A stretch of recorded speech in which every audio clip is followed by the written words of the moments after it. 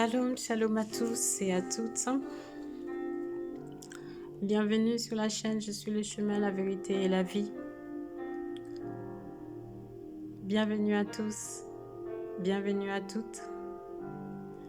Bienvenue en cette soirée, je dirais plutôt paisible, magnifique par la grâce de notre Yoshua, notre Papa d'amour, notre Créateur, celui qui détient toutes choses, celui à qui appartient toutes choses, sans limite, celui à qui rien n'est impossible, Yoshua, Jésus-Christ, notre Seigneur et Sauveur. Bienvenue à tous et vraiment, soyez bénis, pleinement bénis à travers ce message ce soir. Par le Saint-Esprit, j'ai eu à cœur de vous partager ce message, je dirais qui concerne peut-être beaucoup d'entre nous, d'accord?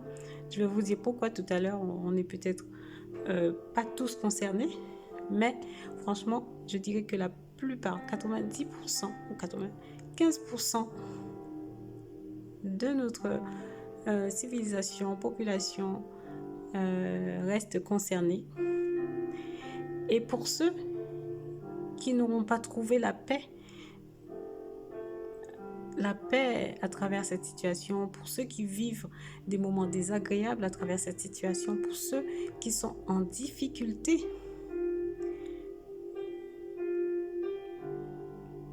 j'espère que vous écouterez attentivement ce message afin que vous soyez bénis pleinement par l'enseignement que notre Père Yoshua souhaite vous transmettre ce soir.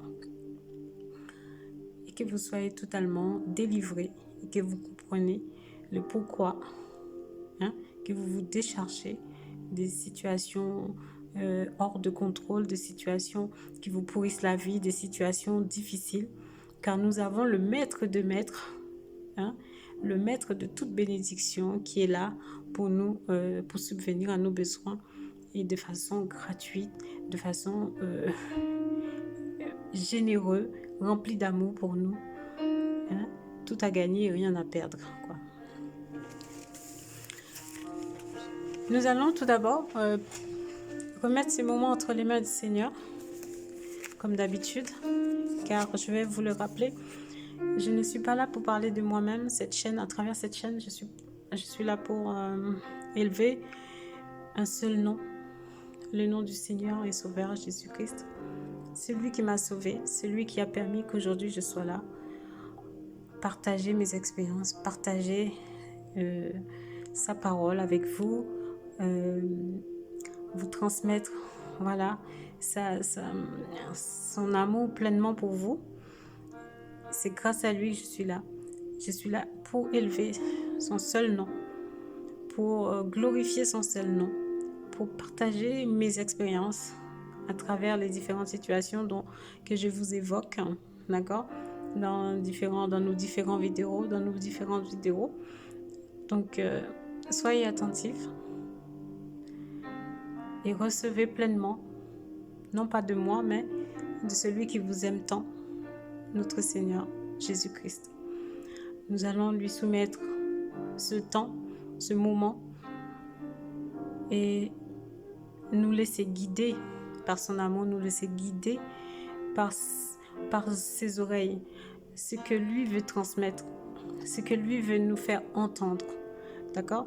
C'est-à-dire, on va lui soumettre de pouvoir entendre comme lui il entend, de pouvoir comprendre comme lui il comprend et d'agir comme lui il agirait, d'accord? Comme lui il agit déjà, on va dire, ok? Père Adonai, Père très saint, nous te remettons ce moment entre tes mains. Nous te remettons cette soirée entre tes mains. Nous te remettons ce message afin que seul, Papa, ta parole puisse émaner du message et puisse délivrer ton peuple captif, puisse soulager ceux qui se sentent perdus, que seul toi puisses parler à travers de l'instrument que je suis, et que ton nom soit glorifié ce soir pour toujours et au siècle des siècles. Car c'est toi, Seigneur, l'alpha, l'oméga. Entre tes mains, toutes choses. C'est toi le maître de maîtres. C'est toi qui détiens tout et en tout. Le créateur de toutes choses, c'est toi.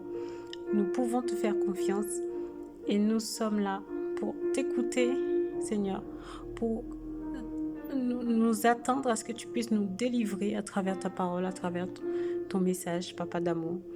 Nous savons que tout ce que tu nous transmets, tout ce que tu veux nous enseigner est pour notre bien, car tu as dit que toute chose concourt au bien de ceux qui t'aiment, de ceux qui aiment Elohim. Merci Adonai pour tant d'amour. Merci pour ton œuvre à la croix. Merci pour ta délivrance. Au nom de Yeshua, le Tout-Puissant. Amen. Voilà, frères et sœurs, chers amis, même pour ceux qui ne connaissent pas encore notre Seigneur et Sauveur, je vais vous partager ce message sur la richesse. La richesse. La richesse, mais quelle richesse? La vraie richesse, d'accord? On va détailler un peu ce qu'est la richesse. Quand je parle de richesse, bien sûr, tous nous sentons concernés, peut-être à notre niveau par une richesse, mais nous désirons tous, je pense, être riches.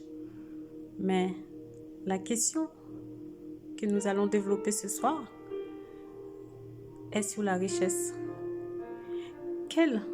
Après quelle richesse que tu cours? Quel genre de richesse que tu cherches? Quel genre de richesse que tu désires? Et qu'est-ce que c'est? La vraie richesse et la fausse richesse. Qu'est-ce que c'est? Nous allons détailler ces thèmes-là et j'espère que nous aurons le temps de le faire, car je pense qu'il y a tellement à dire sur ce thème que nous allons peut-être, je vais devoir partager le message en plusieurs séquences, plusieurs vidéos. Dans plusieurs vidéos, je vais faire étape 1 ou séquence 1, étape 2, voilà. Je vais lister et numéroter les différents thèmes concernant le sujet, concernant la richesse. D'accord? Voilà. Donc, la richesse, mes frères et sœurs, la richesse, qu'est-ce que c'est? Nous savons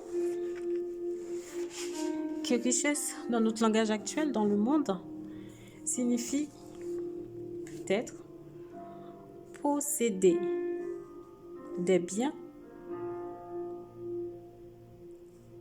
en abondance.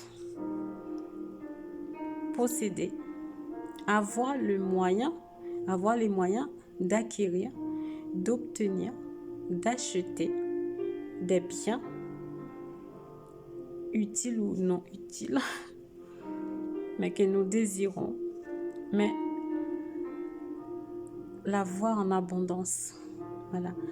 Pourquoi on dit richesse? C'est quand ça dépasse le niveau moyen d'un autre, par exemple, qui n'en a pas ou qui en aura très peu. D'accord? Déjà, la définition de richesse, c'est de posséder. Soit tu es riche, tu possèdes déjà plein de biens, d'accord, matériels. Soit tu ne l'es pas, tu es en manque, mais tu la cherches, cette richesse. Tu cherches à l'acquérir. Et bien sûr, pour l'avoir, peut-être pour toi qui m'écoutes, n'importe quel moyen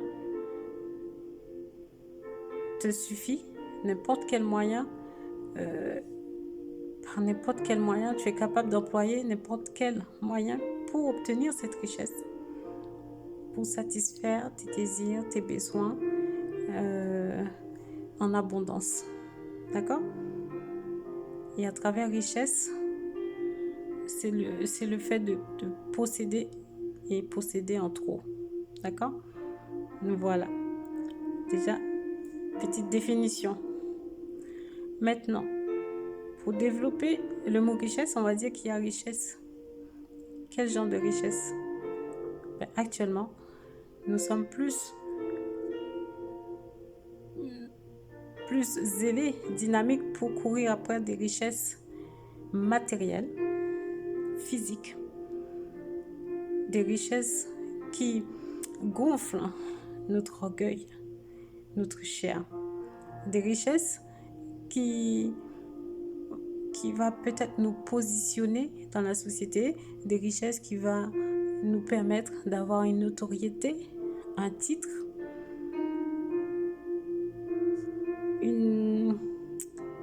une reconnaissance, d'accord? Mais il y a des richesses aussi invisibles. C'est ce que nous voulons développer. Il y a des richesses visibles, matérielles, mais nous avons aussi de l'autre côté une richesse invisible qu'on peut appeler richesse spirituelle. La richesse spirituelle, c'est une richesse que l'on ne peut pas acheter avec de l'argent.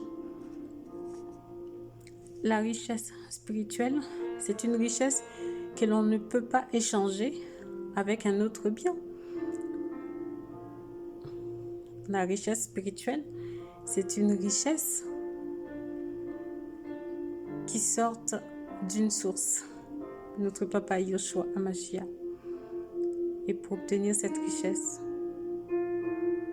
il faut croire, il faut l'avoir rencontré, il faut avoir la foi et il faut croire en lui et lui faire confiance, le lui demander.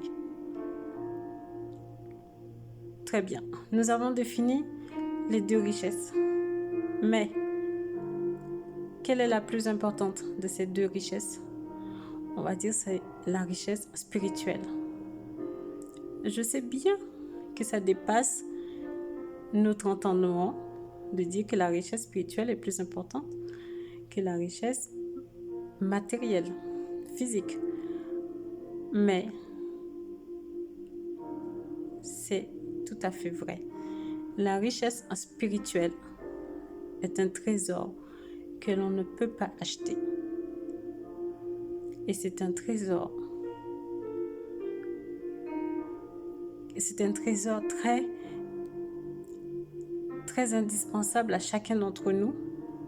Parce que sans la richesse spirituelle, comment peux-tu jouir de bien de ta richesse matérielle? D'accord? C'est dommage. Tu peux pas être...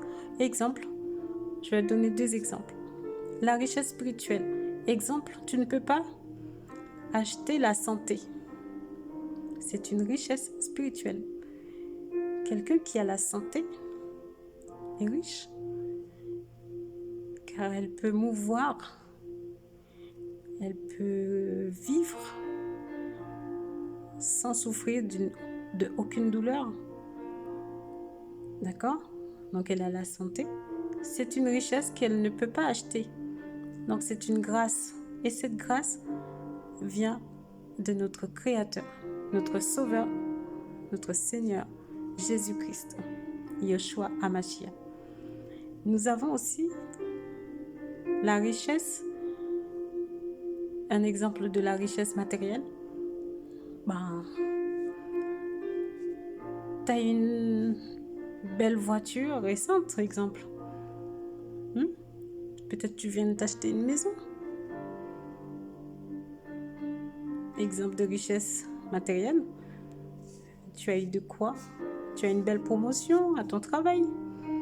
Tu as un bon travail qui paye bien. Ça, ce sont des richesses matérielles. Oui, ces richesses ne sont pas mauvaises en soi. Tu en as besoin. Tu as besoin d'une voiture pour te déplacer. Tu as besoin d'une maison pour t'abriter de la pluie, du soleil, du climat. Tu as besoin d'argent pour faire tes courses. Tu as besoin de vêtements pour t'habiller. Cette richesse matérielle devient négative que quand elle devient une obsession de l'avoir. Elle devient excessive. Et aussi de la façon dont on a employé pour les obtenir. D'accord? Cette richesse devient négative que quand tu t'y es trop attaché. Ton cœur est porté plus sur ta richesse matérielle que sur le bien-être de quelqu'un, par exemple, qui souffre à côté de toi. Par exemple, chez toi, tu as la nourriture en abondance. Et à 2 pas de chez toi, tu as peut-être un voisin qui manque de lait pour son bébé. Tu as peut-être un SDF assis par terre qui ne peut même pas s'offrir un thé chaud.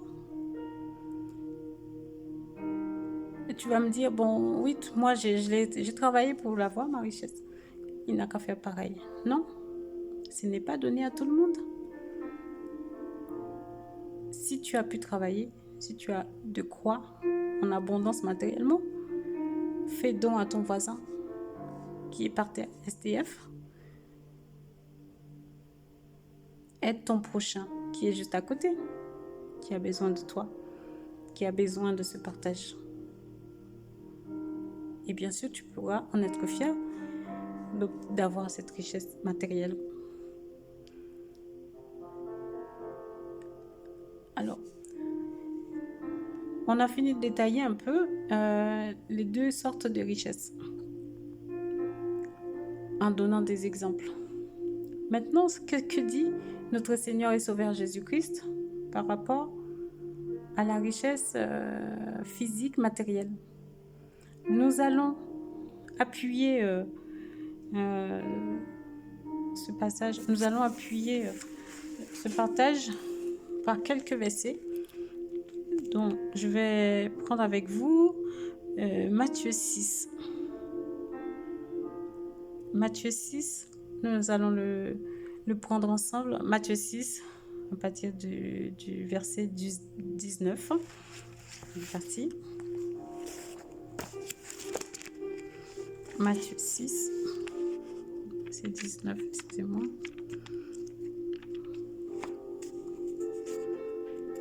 Matthieu 6, non. Vous prenez avec moi Matthieu 6. Voilà, nous allons le lire ensemble. Si vous avez votre Bible, pour ceux qui ne connaissent pas encore notre Seigneur, vous allez sur votre application téléphone, vous téléchargez la Bible, d'accord? Et vous allez dans Matthieu 6. Matthieu, c'est le livre de Matthieu.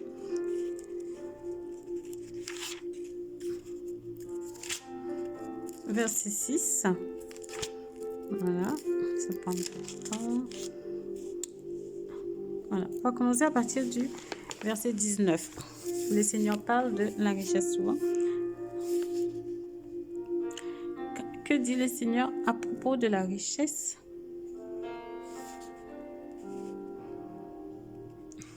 Il dit, vous écoutez bien?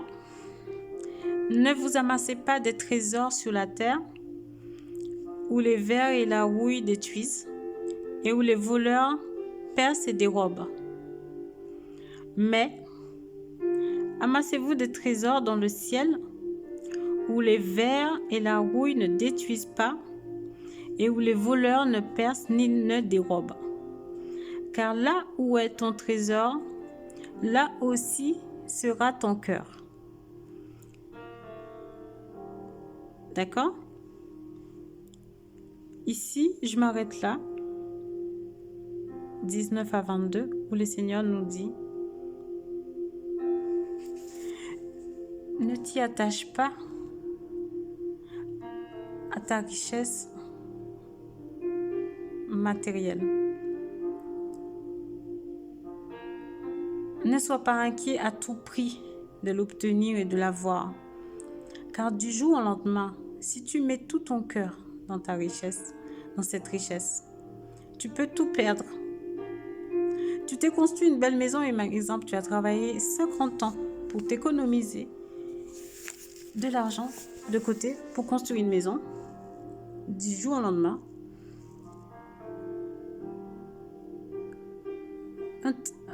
une intempérie, un climat, un cyclone, une tempête passe et voilà, elle emporte ta maison. Ta maison, envolée. Pourtant, tu as dépensé 50 années de ton temps pour économiser et pour la construire. Tu as acheté une belle voiture et voilà que, je ne veux pas prendre l'exemple la plus torride, mais voilà que tu sors, tu l'as garée devant, voilà, sur la chaussée, à côté, un emplacement qu'il faut bien sûr. Et boum, une autre voiture avec un alcoolique dedans passe et défonce ta voiture. Et voilà ta belle voiture que tu as déposée, ton économie vient de s'envoler. Tu l'as perdue. Alors si tu attaches ton cœur à tes biens et ta richesse matérielle, tu vas me dire j'ai une assurance qui va me la rembourser. Mais bien sûr, tu peux avoir l'échanger, tu peux récupérer une autre voiture.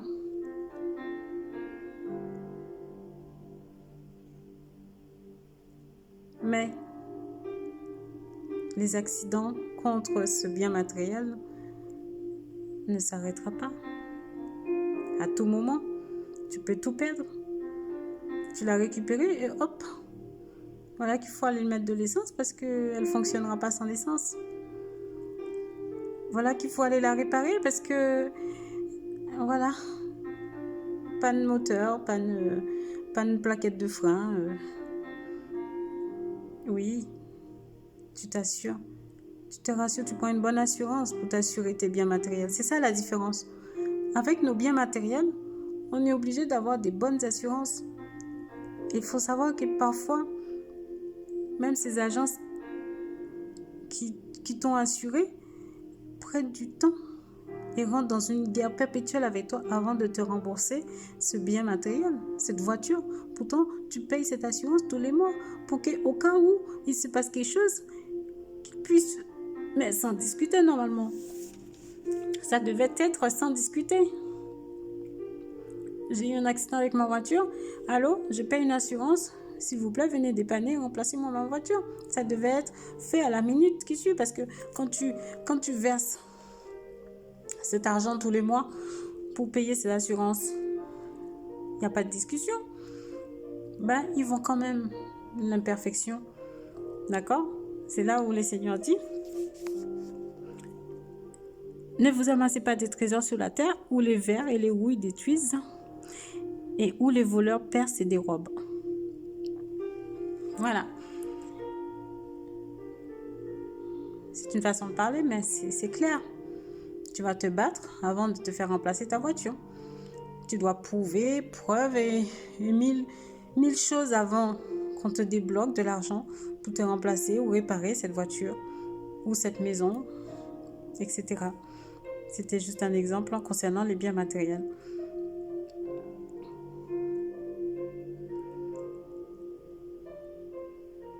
Et tu t'inquiètes. Si tu as mis tout ton cœur, tu t'inquiètes. Tu dors pas bien. Tout autant qu'elle n'est pas réparée, tu dors pas bien. Ça agit sur ta santé.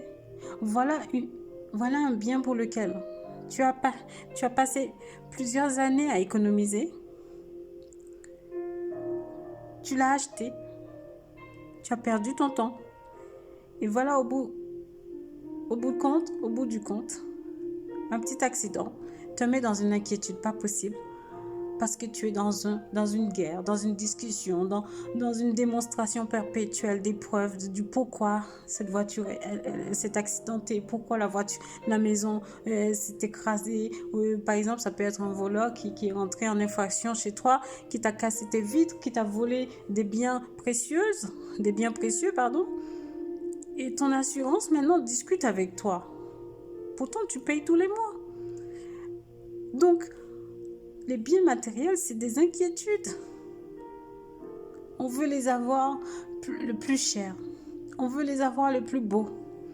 On veut les avoir les plus coûteux pour nous faire voir. Surtout pour nous faire voir. Pour faire voir qu'on a quelque chose. Parfois, c'est même à crédit que tu as obtenu ta maison. Tu n'as même pas fini de payer le crédit. Tu n'as même pas fini de payer ton crédit pour cette voiture ou cette maison ou quelque chose d'autre ou un autre bien. Mais voilà que, hop, tu n'es pas à l'abri.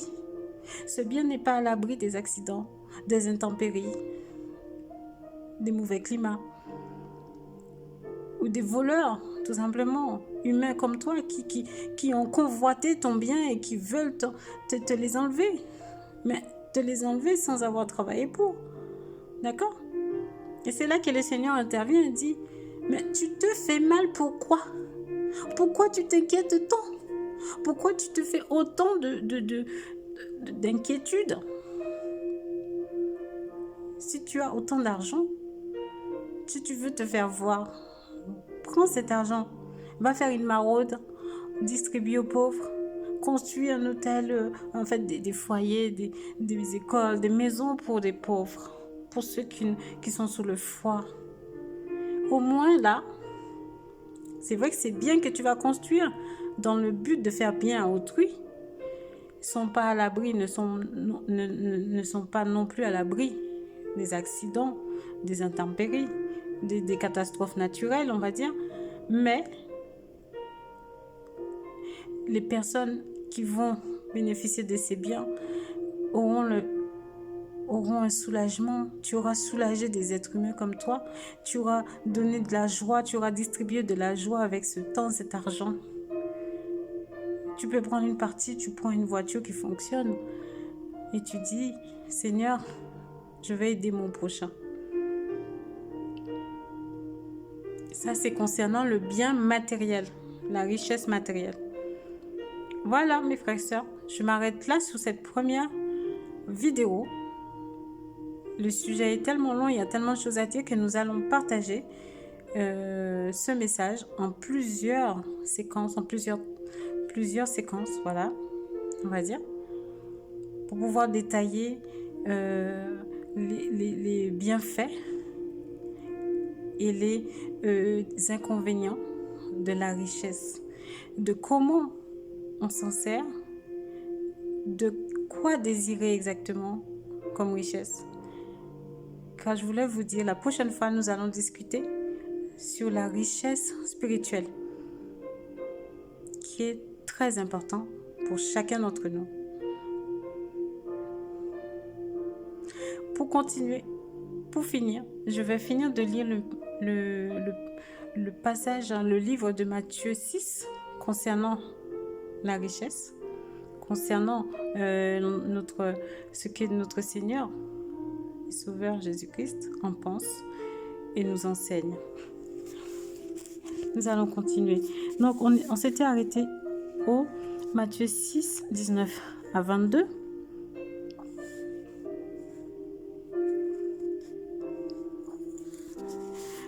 Alors, il dit, on continue au 22. L'œil est la lampe du corps. Si donc ton œil est en bon état, tout ton corps sera éclairé. Mais si ton œil est mal disposé, tout ton corps sera ténébreux. Si donc la lumière qui est en toi n'est que ténèbres, combien seront grandes les ténèbres même? Personne ne peut servir 2 maîtres, car ou il haïra l'un et aimera l'autre, ou il s'attachera à l'un et méprisera l'autre. Vous ne pouvez pas servir, dans notre langage actuel, Dieu, c'est-à-dire Yahushua, notre Elohim, et Mammon. Mammon, c'est la richesse matérielle. C'est un autre Elohim, c'est un autre Dieu de richesse. D'accord? Si on continue, si on détaille bien, on voit que le Seigneur nous demande, c'est-à-dire, si tu as la lumière en toi, tu sauras, tu comprendras, tu discerneras que courir après une richesse que tu peux perdre du jour au lendemain, la richesse matérielle, ne sert à rien. C'est celui-ci t'apporte encore plus d'inquiétude en fait. Celle-ci t'apporte encore plus d'inquiétude. Sachant que la santé, c'est très important. Trop d'inquiétude finit par donner la migraine, le cancer, plein de choses. Donc le Seigneur nous préserve en nous enseignant ces belles principes, notre façon de nous comporter face à la richesse. On continue. C'est pourquoi je vous dis, car il est dit en fait, si tu aimes plus ta richesse matérielle, c'est là aussi sera ton cœur. Et quel que soit ce qui arrive à ta richesse matérielle, ça va agir sur ton cœur, sur ta paix, sur ta santé, qui est le contraire, la richesse spirituelle. D'accord? À quoi bon de vivre dans une richesse matérielle et tu n'as pas la paix? Tu n'as pas de joie. À quoi bon? Si on continue, c'est pourquoi je vous dis, ne vous inquiétez pas de votre vie, de ce que vous mangerez et de ce que vous boirez. Verset 25, c'est pourquoi je vous dis, ne vous inquiétez pas de votre vie, de ce que vous mangerez et de ce que vous boirez, ni pour votre corps de quoi vous serez vêtu. La vie n'est-elle pas plus que la nourriture et le corps plus que le vêtement? Considérez les oiseaux du ciel, car ils ne sèment ni ne moissonnent, ni s'assemblent dans des greniers, et cependant votre Père céleste les nourrit. N'êtes-vous pas beaucoup plus excellent qu'eux? Est-ce que vous voyez l'amour de notre Seigneur, de ton Créateur, toi qui ne connais pas encore Jésus? C'est ton Créateur qui t'aime tant. Il te demande de ne pas t'inquiéter pour les richesses de ce monde. Tu peux les avoir, les obtenir de façon propre et digne, mais sans attacher ton cœur, sans y attacher ton cœur. C'est ce qu'il te demande. D'accord? Et d'en faire bon usage. Mais il te dit, si tu attaches ton cœur, tu vas aimer plus cette richesse. Ça va agir sur ta santé. Ça va t'inquiéter. Et voilà que tu seras dans une richesse, mais qui t'apporte que, voilà, finalement, que de l'inconvénient. Et là, il va appuyer, notre Seigneur, il va appuyer sur ça pour te dire, ne t'inquiète pas. Car l'essentiel que tu as besoin, c'est de te nourrir, te vêtir, boire. Et aujourd'hui, on va dire un toit ou dormir avec le climat qui change sans cesse. Et il te dit de ne pas t'inquiéter pour ces choses, car il est celui qui te le donnera. Il suffit de lui faire confiance, de lui demander, il te les donnera. Nous allons détailler ce message un peu plus dans sa globalité dans la prochaine vidéo. Et je vous dis, soyez bénis, réfléchissez-y, relisez le Matthieu 6 à partir de 19 concernant la richesse, le trésor, selon notre Père, notre Créateur Jésus-Christ. Et tu vas comprendre comment te comporter, déjà, la différence entre la richesse matérielle et spirituelle. Et à méditer, car c'est très important d'ancrer ça dans ta vie, d'intégrer ça dans ta façon de vivre, dans ta façon de voir cette richesse. Car nous avons tous besoin aujourd'hui de plein de choses. Nous avons tous besoin des choses, sans cesse. Aujourd'hui, on veut une voiture, demain, comme on l'a, demain, voilà, on est fatigué, on est insatiable, on veut une maison, et demain, on veut voyager, demain, on veut le dernier téléphone, ainsi de suite. la nouvelle marque de chaussures. Bref, on est sans cesse en train de désirer des choses. Est-ce que c'est important? C'est ça la question que je te pose. Est-ce que c'est vraiment important? Est-ce que ça nous comble vraiment cette richesse? Qu'est-ce que cela nous apporte? Voilà, je vous laisse méditer là-dessus et je vous souhaite une très belle soirée. Et je vous dis à très bientôt, en Yoshua HaMashiach. Soyez pleinement bénis. Ciao.